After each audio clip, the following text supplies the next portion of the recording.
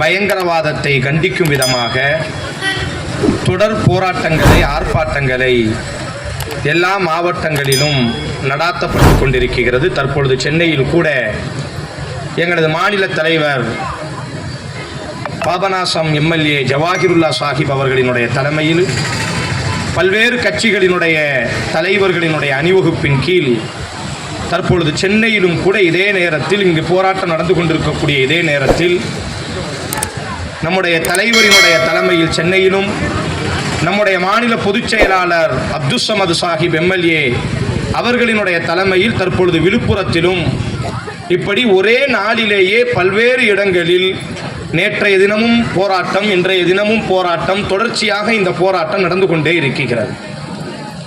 காரணம், தமிழ்நாடு முஸ்லிம் முன்னேற்றக் கழகம் பலஸ்தீன் என்ற வார்த்தைக்கான போராட்டம் அல்ல. இந்த போராட்டம் கிட்டத்தட்ட ஈழத் தமிழர்களை இதுபோன்று இனப்படுகொலையை ராஜபக்சேயினுடைய அந்த பாசிச அரசு செய்த பொழுது இலங்கையினுடைய தூதரகத்தை முற்றுகையிட்டு தமிழகம் எங்கும் மாபெரும் போராட்டத்தை, மதத்தை கடந்து நாங்கள் தமிழர்களோடு இருக்கிறோம் என்பதாக ஓங்கி முழங்கிய அமைப்பு தமிழ்நாடு முஸ்லிம் முன்னேற்றக் கழகம். அதே போன்று பர்மாவினுடைய மக்கள் இனப்படுகொலை செய்யப்பட்ட பொழுதும் கூட பர்மா மக்களை பாதுகாக்க வேண்டும் என்பதாக சென்னையில் மட்டுமல்ல டெல்லி வரை போராட்டத்தை தொடர்ச்சியாக நடாத்தியது நம்முடைய தமிழ்நாடு முஸ்லிம் முன்னேற்றக் கழகம். சென்ற வருடம் இதே போன்று பாசிசவாதிகளால் மணிப்பூர் என்ற மாநிலத்தில் ஒடுக்கப்பட்ட அந்த சமூகத்திற்கு எதிராக நடைபெற்ற இனப்படுகொலையை இதே புளியங்குடி உட்பட தமிழகத்தினுடைய அத்தனை பட்டி தொட்டிகளிலும், நகரங்களிலும், கிராமங்களிலும், எல்லா தலைநகரங்களிலும் தமிழ்நாடு முஸ்லிம் முன்னேற்றக் கழகம் போராட்டத்தை நடத்தியது. காரணம், தமிழ்நாடு முஸ்லிம் முன்னேற்றக் கழகத்தினுடைய நோக்கமும் இலக்கும் என்னவென்று சொன்னால், பாதிக்கப்படக்கூடியவர்கள் யாராக இருந்தாலும் அவர்களினுடைய முதுகுத்தண்டாக நாங்கள் இருப்போம். பாதிப்பை ஏற்படுத்தக்கூடியவர்கள் எவ்வளவு பலசாலிகளாக இருந்தாலும் அவர்களினுடைய தொண்டையில் சிக்கக்கூடிய முள்ளாகவே நாங்கள் இருப்போம் என்பதாக காலம் காலமாக தமிழ்நாடு முஸ்லிம் முன்னேற்றக் கழகம் நீதத்திற்காக, அறத்திற்காக களத்திலே அமைந்து போராடி கொண்டே இருக்கிறது. பலஸ்தீனினுடைய விவகாரம் என்பது நம்முடைய இந்திய தேசத்திற்கும் பலஸ்தீனிற்குமான தொடர்பை முதலில் நாம் தெரிந்து கொள்ள வேண்டும். 1947 நம்முடைய இந்திய தேசம் சுதந்திரம் அடைந்த அதே காலகட்டத்தில் தான் இஸ்ரேல் என்ற ஒரு திருட்டு நாடு என்ன செய்தது என்று சொன்னால், உலக வரைபடத்திற்குள்ளாக அமெரிக்கா என்று சொல்லக்கூடிய ஒரு ஏகாதிபத்திய நாட்டினுடைய முன்னெச்சரிக்கையினால், முன்னேற்பாட்டின் காரணமாக, அமெரிக்காவினுடைய பின்பலத்தினால் உலக வரைபடத்தில் இஸ்ரேல் உருவாக்கப்பட்டது. உருவாக்கப்பட்ட அன்றைய தினம் நம்முடைய தேசத்தினுடைய தந்தை அண்ணல் காந்தி அவர்கள் கூறிய ஒரு வார்த்தையை இந்த இடத்திலே பேசுவது மிக நியாயமாக இருக்கும் என்று நான் நினைக்கிறேன். காரணம், நம்முடைய தேசம் என்பது நிச்சயமாக உலக மக்கள் அனைவருக்கும் தெரியும், இந்திய தேசம் அகிம்சையினுடைய தேசம். இதுவரை நம்முடைய தேசத்திற்கு மட்டும் இருக்கக்கூடிய மிக உன்னதமான மதிப்பு என்னவென்று சொன்னால், யாரிடத்திலும் நாம் இதுவரை வம்புக்கு சென்றதே கிடையாது. அது யாராக வேண்டுமையானாலும் இருக்கட்டும். நம்முடைய அண்டை நாடுகளுக்குள்ளாக, அயல் நாடுகளுக்கு மத்தியில் எவ்வளவோ பிரச்சனைகளை இருக்கிறது. அவர்கள் தான் யுத்தத்திற்கு வந்திருக்கிறார்களே தவிர நம்முடைய இந்திய தேசம் இதுவரை வாரண்டியராக எந்த ஒரு நாட்டின் மீதும் யுத்தத்தை தொடுத்ததே கிடையாது. அதனால்தான் உலக வரைபடத்தில் இந்தியாவிற்கென்று ஒரு நற்பெயர் உண்டு. அகிம்சையினுடைய தேசம் இந்திய தேசம். அண்ணல் காந்தி அவர்கள் கூறினார்கள், 1947 அமெரிக்காவினுடைய நரித்தனத்தால் உலக வரைபடத்திற்குள்ளாக இஸ்ரேல் கொண்டு வரும் பொழுது அண்ணல் காந்தியடிகளினுடைய வார்த்தை இன்றைக்கும் உயிரோடு இருக்கிறது. என்னுடைய அகிம்சையினுடைய தேசம் இருக்கும் காலம் வரை உலக வரைபடத்திற்கு நாங்கள் சொல்லிக்கொண்டே இருப்போம். காந்தி சொன்னார்கள், நாங்கள் அடிமையினுடைய கோரங்களை அனுபவித்தவர்கள். எங்களை அடிமைப்படுத்தி இருக்கிறார்கள் வெள்ளையர்கள். அடிமைப்படுத்திய பொழுது இரத்தங்களையும் கண்ணீரையும் அடிமைத்துவத்தை நாங்கள் பார்த்தவர்கள். அதனால் ஒருபொழுதும் நாங்கள் இஸ்ரேல் என்ற நாட்டை அங்கீகரிக்க மாட்டோம், நாங்கள் பலஸ்தீனத்தோடையே இருக்கிறோம் என்பதாக இன்றைய ஆட்சியாளர்கள் அல்ல, இந்த தேசத்தை உருவாக்கிய இந்த தேசத்தினுடைய அகிம்சையினுடைய தலைவர் அண்ணல் காந்தியடிகள் சொன்னார்கள், நாங்கள் பலஸ்தீனோடையே இருக்கிறோம். இது தமிழ்நாடு முஸ்லிம் முன்னேற்ற கழகத்தினுடைய குரல் அல்ல. நாங்கள் பலஸ்தீனோடையே நிற்கிறோம் என்பது தமிழ்நாடு முஸ்லிம் முன்னேற்ற கழகம், மனிதநேய மக்கள் கட்சியினுடைய குரல் அல்ல. எம் தேசத்தினுடைய அகிம்சையினுடைய தலைவர் காந்தியினுடைய குரலை நாங்கள் பிரதிபலித்துக் கொண்டே இருக்கிறோம்.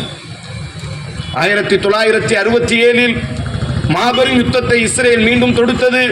1980களில் அணி சேராத நாடு என்பதாக இந்திரா காந்தி அம்மையார் அவர்களினுடைய தலைமையில், காரணம் அன்றைக்கு உலக யுத்தம் எல்லாம் நிறைவு பெற்று உலகம் 2 நாடுகளாக இருந்தது. ஒன்று அமெரிக்காவை சார்ந்து மற்றொன்று ரஷ்யாவை சார்ந்து என்பதாக 2 நாடுகளாக இருந்த பொழுது, அணி சேராத நாடுகள், நாங்கள் யாரோடையும் யுத்தம் செய்ய மாட்டோம், சமாதானத்தை விரும்பக்கூடியவர்கள் என்ற அடிப்படையில் நம்முடைய இந்திய தேசத்தை தலைமையாக கொண்டு அன்னை அம்மா இந்திரா காந்தியினுடைய தலைமையின் கீழ் அணி சேராத நாடுகளை கட்டமைத்தார்கள். அப்படி கட்டமைத்த பொழுது பலஸ்தீனினுடைய பிரதமர் யாசர் அரபாத்தையும் இந்திய தேசத்திற்கு அழைத்து வந்து வரலாறு காணாத வரவேற்பை கொடுத்து இந்திரா காந்தி சொன்னார்கள், நாங்கள் பலஸ்தீனத்தோடு இருக்கிறோம், எங்களினுடைய தேச தந்தை பலஸ்தீனத்தோடு இருந்தால் நாங்களும் எங்களினுடைய தேசமும் அமைதியினுடைய தேசம், யார் மீதும் ஆக்கிரமிப்பை அநியாயத்தை நாங்கள் ஏற்றுக்கொள்ள மாட்டோம், அதனால் நாங்கள் பலஸ்தீனத்தோடையே இருக்கிறோம் என்பதாக அம்மா இந்திரா காந்தியினுடைய வார்த்தை. அதே போன்று ஜவஹர்லால் நேரு, அதே போன்று நரசிம்மராவ், இப்படி இந்திய தேசத்தினுடைய முந்தைய பிரதமர், ஏன் இப்பொழுதும் கூட நம்முடைய தேசத்தினுடைய உள்துறை அமைச்சர் சொன்ன பொழுது கூட இப்பொழுதும் கூட ஐக்கிய நாடு சபையில் நாங்கள் பேசி இருக்கிறோம், இந்திய தேசம் என்பது பிலஸ்தீனத்தோடு தான் இருக்கிறது என்பதாக. இப்பொழுது இருக்கக்கூடிய பாசிச அரசாங்கமும் கூட இன்றைக்கு இருக்கக்கூடிய உள்துறை அமைச்சர் உட்பட என்ன சொல்கிறார்கள் என்று சொன்னால், நாங்கள் பலஸ்தீனத்தோடு தான் இருக்கிறோம் என்பதாக. தற்பொழுது கூட ஐக்கிய நாடு சபைகளில் ஒரு வாக்கெடுப்பு நடைபெற்றது. பலஸ்தீனத்தை தனி நாடாக அங்கீகரிக்க வேண்டுமா என்பதாக. நம்முடைய இந்திய நாடும் கூட இப்பொழுதும் பலஸ்தீனத்திற்கு தனி சுதந்திரம் கொடுக்க வேண்டும் என்பதாகத்தான், பலஸ்தீனத்தோடையே நாங்கள் இருக்கிறோம் என்பதாகத்தான் வாக்கையும் செலுத்தி இருக்கிறார்கள். நாங்கள் வரவேற்கிறோம். என்ன நடந்து கொண்டிருக்கிறது? கிட்டத்தட்ட முதல் உலக யுத்தத்தின் பொழுது உலகம் முழுவதும் யூதர்கள் கொடூரமாக கொலை செய்யப்பட்டார்கள். வரலாறு காணாத அளவிற்கு யூதர்களை ஹிட்லர் உட்பட ஐரோப்பியர்கள் உட்பட தேடி தேடி கொலை செய்தார்கள். அந்த யூதர்கள் வாழுவதற்கு ஒரு இடம் தேவைப்பட்டது. எங்கேனும் ஒரு நாடு நம்மளை அரவணைத்து விடாதா என்பதாக ஜெர்மனியிலிருந்து லட்சக்கணக்கான யூதர்கள் உயிர் பிழைத்தால் போதும் என்பதாக பல நாடுகளுக்கு ஏறி இறங்கினார்கள். இன்றைய ஐரோப்பியர்கள் எல்லாம் தங்களினுடைய நாட்டினுடைய கதவுகளை இழுத்து மூடினார்கள். காரணம், காலம் காலமாக யூதர்களுக்கும் முஸ்லிம்களுக்குமான நட்பு என்பது இன்றைக்கல்ல. உமர் ரலியல்லாஹு ரசூலுல்லாஹி ஸல்லல்லாஹு அலைஹி வஸல்லம் மதீனாவிற்குள்ளாக அல்லாஹ்வின் தூதர் ஆட்சியாளராக வந்த பொழுது கூட யூதர்களை அழைத்து சமாதான ஒப்பந்தம், மதத்தால் நாம் வேறுபட்டாலும் நாம் எல்லாம் ஒரு நாட்டினுடைய மக்கள் என்ற இறையாண்மையை பாதுகாக்க வேண்டும் என்பதாக யூதர்களோடு சமாதான ஒப்பந்தம் செய்திருந்தார்கள். ஆனால் அதே யூதர்கள் சமாதான ஒப்பந்தத்தையும் முறித்துக் கொண்டே இருப்பார்கள், துரோகம் செய்து கொண்டே இருப்பார்கள். என்றாலும் அல்லாஹ்வின் தூதர் மன்னித்து விட்டார்கள். அடுத்து அபூபக்கர் ரலியல்லாஹு உமர் அவர்களினுடைய ஆட்சியின் பொழுது அன்றைய கிறிஸ்தவர்கள் சொன்னார்களாம், நீங்கள் பலஸ்தீனத்திற்குள்ளாக யூதர்களை அனுமதிக்க கூடாது என்பதாக. ஆனால் உமர் கூறினார்கள், பலஸ்தீனம் என்பது முஸ்லிம்களுக்கு மட்டும் சொந்தமல்ல, கிறிஸ்தவர்களுக்கு மட்டும் சொந்தமல்ல, மூன்று புனிதர்களுக்கும் சொந்தமானதுதான், மூவருக்கும் அது புனித ஸ்தலம் தான். ஆதலால் யூதர்களும் சுதந்திரமாக வாழட்டும் என்பதாக யூதர்களுக்கு சுதந்திரத்தை கொடுத்தவர்கள் அன்றைய உமர் ரலியல்லாஹு அன்ஹு. ஆனாலும் தொடர்ச்சியாக அதே உமரை கொலை செய்தவர்களும் அதே யூதர்கள் தான். ஒட்டுமொத்த உலகமும் யூதர்களை புறக்கணிக்க வேண்டும் என்று சொன்ன பொழுது, இல்லை இல்லை அவர்களும் நம்முடைய சகோதரர்கள் தான் என்பதாக அவர்களுக்கும் பலஸ்தீனத்திலே இடத்தை கொடுத்து அமைதி மகிழ்ச்சி ஏற்படுத்திய அதே உமரைத்தான் அதே யூதர்களும் என்ன செய்தார்கள்? கொலை செய்தார்கள். வரலாறு நடிகரும் இதையெல்லாம் நாம் பார்க்கலாம். என்றாலும் கூட ஒரு காலமும் முஸ்லிம்களுக்கும் யூதர்களுக்கும் பெரிய அளவிற்கெல்லாம் யுத்தங்கள் நடந்தது கிடையாது. காரணம், அவர்கள் சிறுபான்மையர்களாக இருந்தார்கள். அவர்களை அரவணைத்து அவர்களுக்கான மத சுதந்திரத்தை கொடுத்து, வரலாற்றில் எங்கேனும் பாருங்கள், ஒரு 100 வருடத்திற்கு முன்பாக யூதர்களும் முஸ்லிம்களும் சண்டையிட்டார்கள் என்ற எந்த வரலாறையுமே பார்க்க முடியாது. அப்ப எங்கே இருந்து இந்த பிரச்சனை உருவானது என்று சொன்னால், 100 வருடத்திற்கு முன்பாக முதல் உலக யுத்தம் 1924 என்று சொல்கிறோம் அல்லவா, அப்பொழுது ஒட்டுமொத்த யூதர்களும் அடித்து விரட்டப்படுகிறார்கள். அன்றைய பாசிச பயங்கரவாதி ஹிட்லரினுடைய கொடுமையினால் அன்றைக்கு ஒட்டுமொத்த யூதர்களும் தேடி தேடி கொலை செய்யப்பட்டார்கள். வாழ்வதற்கு வழி இல்லாமல் எங்கேனும் ஒரு நாட்டினுடைய பகுதிகளுக்குள்ளாக செல்லலாம் என்பதாக துடிதுடித்த பொழுது எல்லா நாடுகளும் தங்களினுடைய எல்லையை மூடினார்கள். உலகத்தில் ஒரே ஒரு நாடு இன்றைக்கு எந்த காசா என்பதாக கண்ணீரோடு இன்றைக்கு ஒட்டுமொத்த உலகமும், முஸ்லிம்கள் மட்டுமல்ல, அமெரிக்காவினுடைய கிறிஸ்தவர்கள், கனடாவினுடைய கிறிஸ்தவர்கள், அமெரிக்காவினுடைய பல்கலைக்கழகத்தினுடைய கிறிஸ்தவ மாணவ மாணவிகள் இன்று வரை போராடி கொண்டே இருக்கிறார்கள் காசாவுக்காக. இது மதத்திற்கான போராட்டம் அல்ல. காந்தி சொன்னார்களே, அடிமைத்துவத்தினுடைய பாதிப்பு எங்களுக்கு தெரியும், ஆதலால் நாங்கள் பலஸ்தீனத்தோடையே இருக்கிறோம் என்பதாக ஒட்டுமொத்த உலகத்தில் 190% மக்கள் காசாவிற்கு தான் இருக்கிறார்கள். 140 நாடுகள் காசாவிற்காகத்தான் தங்களினுடைய நாட்டினுடைய பாராளுமன்றங்களில் சட்டங்களை இயற்றி பலஸ்தீனத்திற்கு விடியல் வேண்டும் என்பதாக இந்தியா மட்டுமல்ல 140 நாடுகள் குரல் கொடுத்துக் கொண்டிருக்கிறது. எங்கே பிரச்சனை உருவானது? ஹிட்லரால் அடித்து விரட்டப்பட்ட பொழுது கொஞ்சம் வரலாறை படித்து பாருங்கள். இதே பலஸ்தீனினுடைய மக்கள் தான் தங்களினுடைய நாட்டினுடைய கதவுகளை திறந்தார்கள். உலகமெல்லாம் கதவுகளை பூட்டிய பொழுது இயற்கையிலேயே அந்த மக்கள் கொஞ்சம் இரக்க சிந்தனை உடையவர்கள். கண்ணீரோடு அவர்கள் வந்த இன்றைக்கும் அந்த போட்டோக்கள் இருக்கிறது. அவர்களினுடைய அந்த கப்பலிலே எழுதி ஒட்டிவிட்டு வந்தார்கள், உலகம் எங்களை கைவிட்டு விட்டது, பலஸ்தீன் மக்களே எங்களை கைவிட்டு விடாதீர்கள் என்பதாக ஒட்டிய வயிறோடு, கிழிந்த ஆடையோடு, கண்ணீரோடு, பரட்டை தலையோடு அந்த பலஸ்தீனினுடைய கடலிலே இறங்கும் பொழுது அந்த பலஸ்தீனிய மக்கள் அப்படி தங்களினுடைய நிலங்களிலே அவர்களை அரவணைத்துக் கொண்டார்கள். முதல் உலக யுத்தத்தின் பொழுது அடிமைகளாய், முதல் உலக யுத்தத்தின் பொழுது அகதிகளாக பலஸ்தீனத்திற்குள்ளாக வந்தவர்கள் 2ஆம் உலக யுத்தம் முடிவதற்குள்ளாகவே அவர்களினுடைய தேசத்தை எல்லாம் கொஞ்சம் கொஞ்சமாக விலைக்கு வாங்கி 2ஆம் உலக யுத்தத்தில் யார் அரவணைத்தார்களோ, யார் சொந்த நாட்டு மக்களாக தங்களை அரவணைத்துக் கொண்டார்களோ, அகதியாக வந்த பொழுது நாட்டை கொடுத்து, வீட்டை கொடுத்து, உணவை கொடுத்து எந்த பலஸ்தீன் மக்கள் பாதுகாத்தார்களோ அந்த பலஸ்தீன் மக்களினுடைய முதுகிலேயே அவர்களினுடைய பழைய துரோகத்தை செய்யும் விதமாக இஸ்ரேல் யூதர்கள் ஒரு முடிவெடுத்தார்கள். பலஸ்தீனை 2ஆக பிரிக்க வேண்டும், ஒன்று எங்களுக்கானது, மற்றொன்று அரேபியர்களுக்கானது என்பதாக 1947 நம்முடைய நாடு சுதந்திரம் அடைந்த அந்த மகிழ்ச்சியினுடைய செய்தியை ஒரு காதிலே கேட்டு மகிழ்ச்சியை முழுமையடைவதற்குள்ளாகவே மற்றொரு அக்கிரமம், அநியாயம் உலக வரைபடத்தில் நடந்தது. பலஸ்தீனை மார்பகங்கள் துண்டாக பிளக்கப்பட்டு இல்லாத ஒரு இஸ்ரேல் என்ற ஒரு நாடு உருவாகிவிட்டது. அன்றைய அந்த பலஸ்தீன் மக்களால் அதை எடுத்துக்கொள்ள முடியாது. எப்படி முடியும்? நம்முடைய நாட்டை ஒருவன் ஆக்கிரமித்தால், நம்முடைய நாட்டை ஒருவன் துண்டாக்கினால், அது எந்த மதமாக இருக்கட்டும், யாரால் ஏற்றுக்கொள்ள முடியும்? மதம் அல்ல இங்கு பிரச்சனை, யாரால் ஏற்றுக்கொள்ள முடியும்? ஆதலால் அன்றைய தினத்தில் இருந்துதான், அதற்கு முன்பு முஸ்லிம்களுக்கும் யூதர்களுக்கும் எந்த பகையுமே நமக்கு கிடையாது. அவர்களை சகோதரர்களாக அரவணைத்தவர்கள் முஸ்லிம்கள். இன்றும் கூட எத்தனையோ இஸ்லாமிய நாடுகளில் யூதர்கள் வாடுகிறார்கள், இன்றும் கூட எங்கும் பிரச்சனை இல்லை. ஆனால் அந்த பலஸ்தீனத்திலே என்ன செய்தார்களே, ஆனால் சொந்த நாட்டை 2ஆக பிரித்தார்கள். உதவியவர்கள், உதவி செய்தவர்களினுடைய மார்பகத்திலேயே குத்தினார்கள். சொந்த நாட்டையே 2ஆக பிளந்து இஸ்ரேல் என்ற ஒரு தனி நாட்டை உருவாக்கிய பொழுது அந்த மக்கள் எதிர்த்து நின்றார்கள், சப்தமிட்டார்கள். ஆனால் அமெரிக்காவினுடைய உதவியோடு அதே இஸ்ரேல் மீண்டும் வளர்ந்தது. 2 துண்டாக பிரித்ததை தாண்டி இன்றைக்கு உலக வரைபடத்தை பார்த்தீர்கள் ஆனால் ஒரு புள்ளி மட்டும்தான்.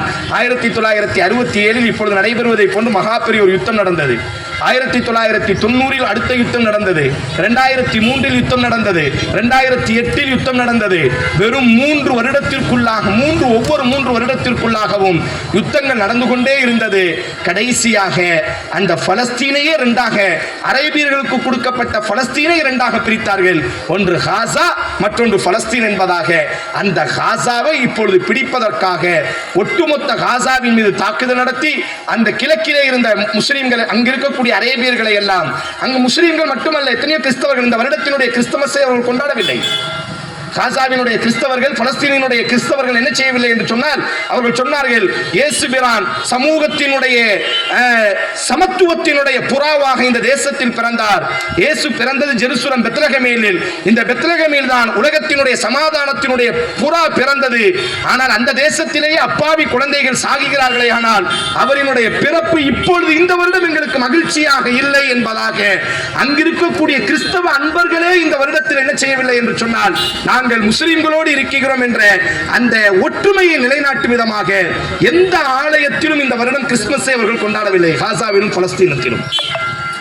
அங்கு முஸ்லிம்கள் மட்டுமல்ல, ஆயிரக்கணக்கான கிறிஸ்தவர்கள், ஏன் நம்முடைய நாட்டினுடைய சமூக சேவையாளர்கள் கூட அங்கே கொலை செய்யப்பட்டார்கள். சென்ற வாரம் இஸ்ரேலினுடைய தாக்குதலில் கேரளாவை சார்ந்த ஒரு மாற்று மத அன்பர் கொலை செய்யப்பட்டிருக்கிறார். நூற்றுக்கணக்கான தன்னார்வ தொண்டர்கள் அமைப்பு ஐக்கிய நாடு சபையினுடைய உதவி செய்யக்கூடியவர்கள் அங்கே கொலை செய்யப்பட்டிருக்கிறார்கள். யாரெல்லாம் உதவி செய்வார்களோ, யாரெல்லாம் மருத்துவம் பார்ப்பார்களோ, யாரெல்லாம் அவர்களுக்கு உணவுகளை கொடுப்பார்களோ அனைவரையுமே இஸ்ரேல் பார்த்து பார்த்து கொலை செய்கிறது என்று சொன்னால் உச்சகட்டமாக இப்பொழுது ஏன் அக்டோபர் 7 இருந்தே தமிழ்நாடு முஸ்லிம் போராடிட்டே இருக்கு. இப்பயே இந்த போராட்டம் வீரியம் அடைகிறது என்று சொன்னால், சென்ற வாரம் ரஃபா என்பதாக சொல்வார்கள், காசாவினுடைய மையப்பகுதி. அதற்கு பிறகு காசா கிடையாது. அதற்கு பிறகு எகிப்து என்ற ஒரு நாடு இருக்கிறது. நாட்டினுடைய எல்லை குண்டுகள் போட்டு போட்டு அந்த மக்களை ஓரமாக அணைத்து, ஒட்டுமொத்த ஐக்கிய நாடு சபையும் சொன்னது அங்கு கை வைக்காதே அப்பாவிகள், பாவப்பட்ட மக்கள். ஆனால் இஸ்ரேல் எதையுமே கண்டுகொள்ளாமல் அந்த ரஃபா எல்லையின் மீதும், ரஃபாவில் இருப்பது வீடுகள் அல்ல, அகதிகள் முகாம். ரஃபா என்பது அந்த அகதிகள் முகாமின் மீதே இஸ்ரேல் என்ன செய்கிறது என்று சொன்னால் தாக்குதல் நடத்தி இதுவரை 20,000 பச்சிளம் குழந்தைகள் கொலை செய்யப்பட்டிருக்கிறார்கள். மொத்தமாக 50,000 நபர்கள் இதுவரை கொலை செய்யப்பட்டிருக்கிறார்கள். 1,00,000 மக்கள் முண்டங்களாக மாற்றப்பட்டிருக்கிறார்கள். காசாவில் ஒரு வீடு கூட இப்பொழுது உயிரோடு இல்லை. ஒட்டுமொத்த வீடுகள் இடித்து தரைமட்டமாக்கப்பட்டிருக்கிறது. ஒட்டுமொத்த ஹாஸ்பிட்டல்கள், பள்ளிக்கூடங்கள், ஐக்கிய நாடு சபையினுடைய சமாதான குழுக்கள், உதவி செய்யக்கூடிய பணியாளர்கள் என்பதாக, மருத்துவர்கள், ஆசிரியர்கள் என்பதாக பார்த்து பார்த்து நிபுணர்கள், செய்தி நிறுவனர்கள் அங்கு இருக்கக்கூடிய செய்தியை உலகத்திற்கு கொண்டு வருகிறார்களா இல்லையா? அதனால் செய்தி நிறுவனர்கள், எல்லா நாட்டினுடைய செய்தி நிறுவனர்கள் பார்த்து பார்த்து விதிவிலக்கே இல்லை, இந்திய தேசத்தினுடைய செய்தி நிறுவனர்கள் கொலை செய்யப்பட்டிருக்கிறார்கள். உலகம் இதுவரை இந்த போன்ற கொடூரத்தை இதுவரை உலக வரைபடத்தில் எங்குமே கண்டதில்லை. பச்சிலம் குழந்தையிலிருந்து டாக்டர்களிலிருந்து செய்தி நிறுவனர்கள் வரை, உதவி செய்யக்கூடிய தன்னார்வ அமைப்புகள் வரை எல்லோரும் கொலை செய்யப்படுகிறார்கள் என்று சொன்னார். இஸ்ரேல் மனநலம் பாதிக்கப்பட்டு ஒரு பைத்தியக்காரனாக மாறிவிட்டதோ என்று யோசிக்கக்கூடிய அளவிற்குத்தான் ஒட்டுமொத்த உலகமும் நாங்கள் பலஸ்தீனத்தோடு இருக்கிறோம், நாங்கள் ரஃபாவின் பக்கம் எங்கள் பார்வையை செலுத்துகிறோம் என்பதாக ஒட்டுமொத்த உலகமும் ரஃபாவிற்காக குரல் கொடுத்துக் கொண்டிருக்கிறது. இந்த நேரத்தில் நாமும் ஓங்கி முழங்க வேண்டும். நம்முடைய தேச தந்தை பலஸ்தீனத்தோடு இருக்கிறார். அப்படித்தான் அவர் சொன்னார்கள். காந்தி சொன்ன வார்த்தை, நாங்கள் எப்பொழுதும் பலஸ்தீனத்தோடையே இருப்போம் என்பதாக. எங்கெல்லாம் அடிமைப்படுத்தப்படுவார்களோ அவர்களுக்கு ஆறுதலாகவே, அவர்களுக்கு ஆதரவாகவே நாங்கள் இருப்போம் என்பதாக. பலஸ்தீனத்திலும் அங்கிருக்கக்கூடிய அரேபியர்கள் இன்றைக்கு அடிமைப்படுத்தப்படுகிறார்கள். ஆதலால் நம்முடைய குரல்கள் அனைத்தும் பலஸ்தீனத்தோடையே இருக்க வேண்டும். நம்முடைய இந்திய தேசத்தினுடைய புதிய பாராளுமன்றங்கள் அமைய இருக்கிறது. சென்ற பாராளுமன்றங்களை போன்று தன்னாட்சி செய்யக்கூடிய பாராளுமன்றங்கள் அல்ல, ஜனநாயகத்தை காக்கக்கூடிய அற்புதமான எதிர்க்கட்சிகள் இப்பொழுது அமரக்கூடிய ஒரு சூழல். வரக்கூடிய பாராளுமன்றத்திலும் இஸ்ரேலுக்கு எதிராக, இஸ்ரேல் என்று சொல்லக்கூடிய பயங்கரவாத அரசுக்கு எதிராக நாம் என்ன செய்ய வேண்டுமானால் எம்முடைய எதிர்க்கட்சி தலைவர்களின் அவர்களினுடைய போராட்ட வியூகங்களை பாராளுமன்றத்தில் அதிகமாக்கி நம்முடைய தேசத்தில் இருந்து கனடா, ஆஸ்திரேலியா போன்ற பெரும் பெரும் நாடுகள் எல்லாம் இஸ்ரேலுக்கு எதிராக தீர்மானத்தை ஏற்றும் பொழுது நாம் எப்பொழுதுமே அகிம்சையினுடைய தேசமாகவே இருந்திருக்கிறோம். ஆதலால் பயங்கரவாத இஸ்ரேலை கண்டிக்கும் விதமாக நம்முடைய பாராளுமன்றத்திலும் என்ன செய்ய வேண்டும் என்று சொன்னால் ஜனநாயக சக்திகள் அனைவரும் ஒன்று சேர்ந்து இஸ்ரேலை கண்டிக்க வேண்டும். நாங்கள் இஸ்ரேலோடு இல்லை, இஸ்ரேலினுடைய எந்த சகாப்தத்திற்கும் நாங்கள் உதவ மாட்டோம் என்பதாக நாங்கள் பாதிக்கப்பட்ட அந்த பலஸ்தீன் அரேபியர்களோடையே நாங்கள் இருக்கிறோம் என்பதாக நம்முடைய நாடும் பாராளுமன்றத்தில் ஓங்கி முழங்க வேண்டும். அதற்காகத்தான் இந்த போராட்டங்களை தமிழ்நாடு முஸ்லிம் முன்னேற்ற கழகம் தொடர்ச்சியாக செய்து வருகிறது. வந்திருக்கக்கூடிய நமக்கு மிகப்பெரிய ஒரு கடமை, வெறும் ஒரு போராட்டத்தோடு முடியக்கூடிய விவகாரம் அல்ல. அந்த பாவப்பட்ட கண்ணீரோடு நிற்கக்கூடிய அந்த மக்கள் சுதந்திரம் அடைய வேண்டும் என்பதற்காகவும், அவர்களினுடைய உரிமைகள் பாதுகாக்கப்பட வேண்டும் என்பதற்காகவும், நம்மை போன்று சுதந்திரமானவர்களாக அவர்கள் அவர்களினுடைய தேசத்தில் மலர்வதற்காகவும் அதிகமாக பிரார்த்தனை செய்வது நம்முடைய கடமை. வந்திருக்கக்கூடிய எத்தனை தாய்மார்கள் நாம் ஒவ்வொரு தொழுகையிலும் நாம் என்ன செய்ய வேண்டுமேயானால், அல்லாஹுவே அந்த மக்கள் கண்ணீரோடு நிற்கிற உணவு இல்லை. அக்டோபர்ல இருந்து உணவுகள் தடை செய்யப்பட்டிருக்கிறது. எலக்ட்ரிக்கல் கிடையாது, தண்ணீர் கிடையாது, மருத்துவமனை கிடையாது, மருந்துகள் கிடையாது. கொஞ்சம் யோசித்து பார்க்கலாம். இப்படி ஒரு உலகம் இருக்குமேயான வெறும் 300 சதுர கிலோமீட்டர்கள் தான் காசா என்பது. அந்த ஒரு சின்ன பகுதிகளுக்குள்ள இஸ்ரேல் இதுவரை அக்டோபர் 7 இருந்து ஏப்ரல் 26 வரை, இப்ப நாம உட்கார்ந்திருக்கிறது ஜூன்ல, ஏப்ரல் 26 வரை கிட்டத்தட்ட 2 மாசத்துக்கு முன்னாடி வரை போட்ட குண்டுகளினுடைய எண்ணிக்கை மட்டும் 70,000 டன் என்பதாக ஐக்கிய நாடு சபை சொல்கிறது. 70,000 டன் குண்டுகள். இரண்டாவது உலக யுத்தத்தில் பயன்படுத்தப்பட்ட அணுகுண்டுகளை விட இது அதிகம். ஒட்டுமொத்த நாடுகளால் பயன்படுத்தப்பட்ட அணுகுண்டை விட இது அதிகம். 70,000 டன் குண்டுகளை அந்த மக்கள் அந்த தேசத்தில் வாங்கிக் கொண்டு வாழுகிறார்கள் என்று சொன்னால், மனிதம் இருக்கக்கூடிய அனைவரும், மனித நேயத்தை பேணக்கூடிய அனைவரும், கொஞ்சமேனும் இரக்கம் இருக்கக்கூடிய அனைவரும் நாங்கள் பலஸ்தீனத்தோடையே இருப்போம் என்பதாக ஓங்கி முழங்க வேண்டும். இஸ்ரேலினுடைய அராஜகத்தை, இஸ்ரேலினுடைய அநியாயத்தை எல்லா நேரங்களிலும், கிடைக்கக்கூடிய எல்லா சந்தர்ப்பத்திலும் நாங்கள் கண்டிக்க வேண்டும். அல்லாஹ் ரப்புல் ஆலமீன் அந்த மக்களுக்கு ஒரு விடியலை ஏற்படுத்தட்டும். அந்த மக்களினுடைய வாழ்க்கையில் அல்லாஹ் மகிழ்ச்சியை ஏற்படுத்தட்டும். நம்மை போன்று அவர்களும் சுதந்திரமாக வாழக்கூடிய ஒரு நல்ல சூழலை அல்லாஹ் ஏற்படுத்த வேண்டும் என்று பிரார்த்தனை செய்தவனாய் எனது உரையை நான் நிறைவு செய்கிறேன். அஸ்ஸலாமு அலைக்கும் வரஹ்மத்துல்லாஹி வபரகாத்துஹு.